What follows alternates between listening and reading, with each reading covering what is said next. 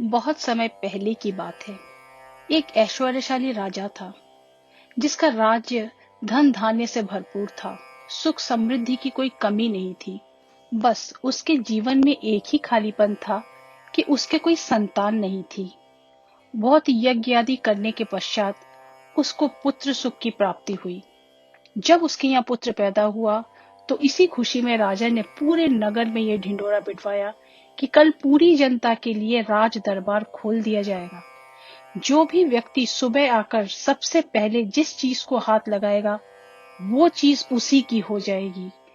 पूरे राज्य में खुशी का माहौल छा गया। सारे लोग खुशी से फूले नहीं समा रहे थे। कोई बोल रहा था कि मैं तो सोने के कलश पर हाथ लगाऊंगा। किसी को घोड़ों का शौक था, किसी को अशर्फियों का शौक था, तो किसी को कपड़ों का शौक था। सभी अपने सपने पूरे करने के ख्यालों में खोए हुए थे कि किस तरह से सुबह होते ही वो जाएं और अपनी मनचाही चीज को छूकर प्राप्त कर ले। इसी उधेड़-बुन में सारी रात निकल गई। सुबह जैसे ही दरबार खुला, लोगों का राजा ने दरबार में स्वागत किया। जैसे ही सबको अंदर आने का आमंत्रण मिला, सभी लोग राजमहल में रखी कीमती चीजों पर झपट पड़े। सबके मन में डर था कि कोई दूसरा पहले आके उनकी पसंदीदा चीजों को हाथ न लगा दे। कुछ ही देर में दरबार का माहौल बड़ा ही अजीब सा हो गया। सभी लोग इधर उधर दौड़ रहे थे।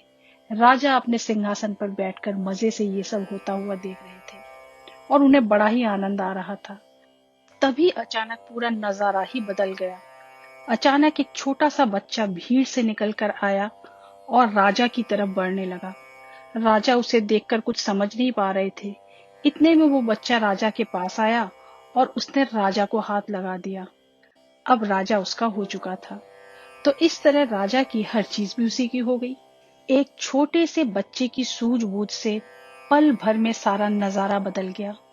तो दोस्तों, इसी तरह जैसे राजा ने जनता को मौका दिया, वैसे ही हमारा ईश्वर हमें रोज मौके देता है कुछ पाने का। लेकिन हम नादान हैं और ईश्वर की बनाई हुई चीजों को पाने में अपनी पूरी शक्ति लगा देते हैं।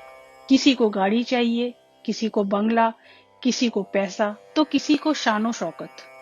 रोज भगवान से प्रार्थना में भी भगवान की ही चीजें हम मांगते हैं। जो लोग सत्य को जान लेते हैं वो भगवान की चीजें नहीं बल्कि भगवान को ही प्राप्त करने का प्रयास करते हैं। भगवान को पा लिया तो भगवान की हर चीज आपकी हो जाएगी। तो फिर क्यों मूर्खों की तरह दिन रात उनकी ही बनाई चीजों में अपना कीमती समय गंवाना। ईश्वर की स्तुति करें, उन्हें पाने की कोशिश करें, फिर उनकी हर चीज आपकी हो जाएगी। हरे कृष्ण।